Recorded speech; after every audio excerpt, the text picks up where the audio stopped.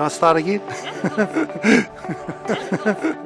Kia ora tātou, ko Mike Ross tōku ingoa, ko tainui te waka waikato te aua Ngāti Haua te iwi, ko Kaia te mata te marae. Tēnei taku mihi atu ki a koe, mai te herenga waka, he kaimahi a hau ki te kawa a Māori, he kai whakaako i te reo me ngā tikanga Māori. He mea nui te reo Māori me ngā tikanga Māori. Hei oranga mo te iwi, no reira ko taku tino mahi ki au nei, kia whakatū mai anō ngā pau, kia tū mai anō tō tātou whare iwi Māori.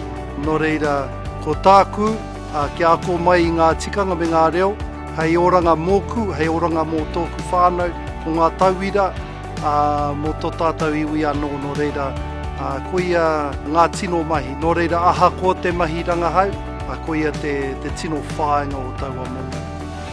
Ka pai, kia ora. Kāti, kāti.